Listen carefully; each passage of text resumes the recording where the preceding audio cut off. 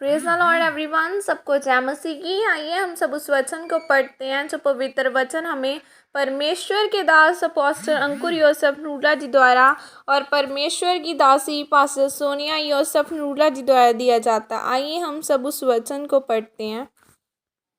लड़े और जीते। जैसे कि वचन प्रेरितों के काम 9:10 और 11 में लिखा है, दमिश्क में हन्या नामक एक चेला था। उससे प्रभु ने दर्शन में कहा, हे हन्या। उसने कहा, हाँ प्रभु।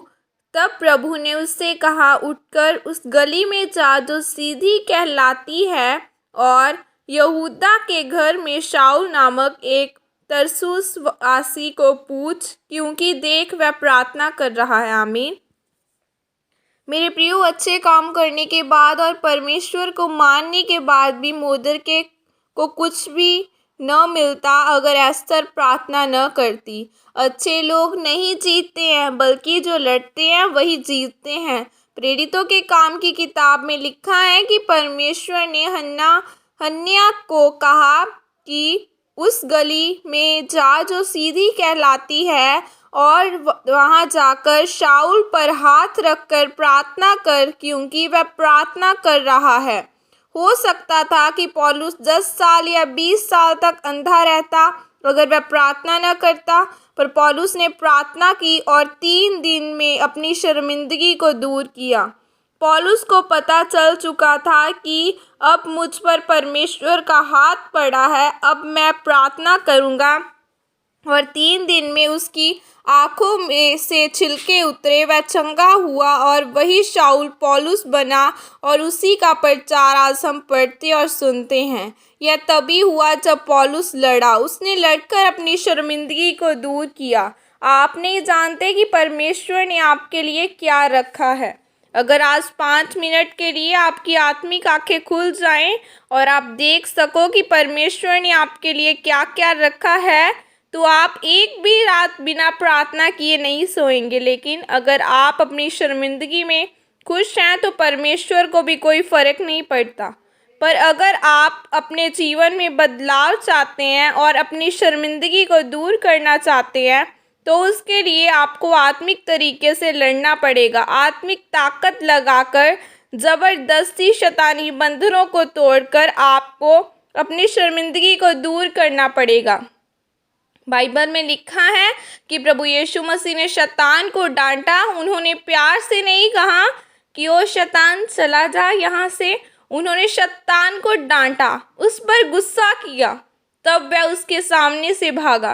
परमेश्वर ने आपको भी वही अधिकार दिया है, इसलिए आपको भी अपनी ज़िंदगी में शैतान को डांटना है और गुस्से से अपनी ज़िंदगी से भगाना है।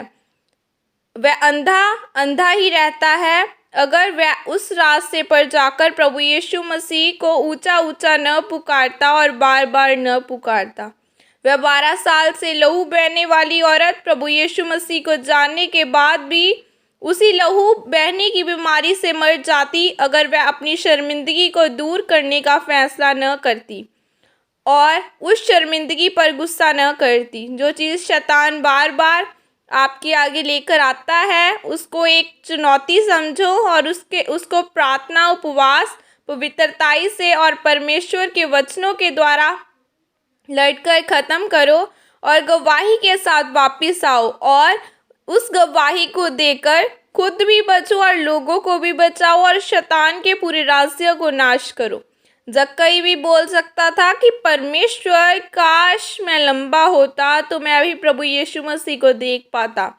उसने अपने हालातों को अपनी चुनौती के सामने नहीं आने दिया और पेड़ पर चढ़ गया। तब प्रभु यीशु मसीह ने बोला कि मैं तेरे घर में जाऊंगा। आज आपको फैसला करना है कि मुझे अपनी शर्मिंदगी को दूर करके अपने हालातों को बदलना है। परमेश्वर ने कहा कि मैं तुम्हारी ज़िंदगी को बदलने के लिए तैयार हूँ, इसलिए उसने बाइबल में हर एक चीज़ का तरीका दिया है। अब आपको लड़ना है और अपनी शर्मिंदगी को दूर करके शैतानी बंधनों को तोड़ के जीतना है। आमीन। यह अंगीकार आपके द्वारा किया जाए। सर्वशक्तिमान परमेश्वर, इस वचन के लिए पिता मैं आपका धन्यवाद करती हूँ।